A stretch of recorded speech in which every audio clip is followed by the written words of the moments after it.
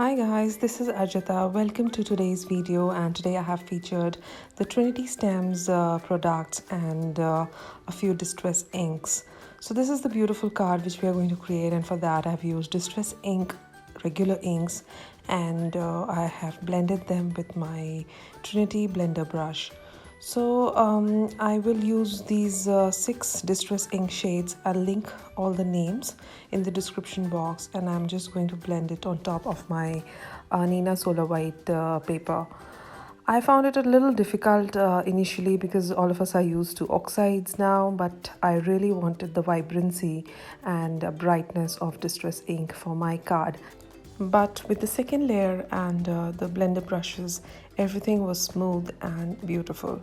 So I'll just do that super quick, and I usually use 2 or 3 blender brushes. I have dedicated one blender brush per color family so that I keep my ink pads less contaminated, and I just like it that way. You can totally wash them and reuse them for absolutely contrasting colors, but this helps me keep them bright and less muddy.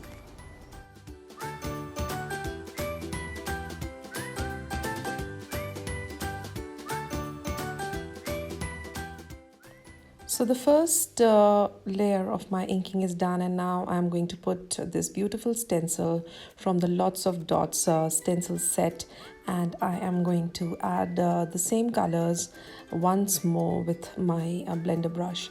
So this gives a nice texture on my inked panel, and I totally love the retro feel you get from this. So this is absolutely stunning, and you can just put your florals, your sentiment, anything on top of this beautiful rainbow theme card panel. And to add some more texture, I sprinkled it with water and dabbed it away with a tissue paper. I love the grungy texture you get by doing this. For the next step, I placed this inked panel on a misty and then used one of the stamp images from the So Appreciative Stamp Set and inked it with Versamark. Initially, I just planned to heat emboss this sentiment with white embossing powder and keep it very simple. But then once everything was done and the embossing powder was well melted, I did not like it that much, and I changed my entire plan. So here you can see that I'm just adding the embossing, and I did not like it. So I pulled out this beautiful floral stamp and wanted to add it as a background behind this sentiment.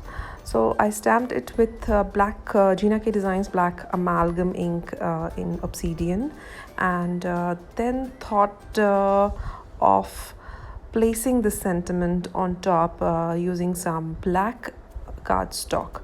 So I embossed the sentiment twice in a gold and once in white, because I was not sure which will I finally approve of and use on my card, because as it is I was already a little confused while I was working on this particular one. So I stamped it twice and used 2 different embossing powders. And finally, I am going to use the dies, the coordinating dies, to cut these out. They are so beautiful, and cut them like it's really pretty. So you need to have this stamp set and this die to make beautiful, stunning, simple cards. You can add critters, florals, anything. So this is a must-have stamp set. So next I just placed my black and white die panel and die sentiment, and then place some clear sequins and finish the card. So I hope you enjoyed this trial and error, and I had a lot of fun creating this beautiful rainbow themed card. I hope everyone is safe, taking good care of themselves, and I hope to see you soon. Bye bye, take care.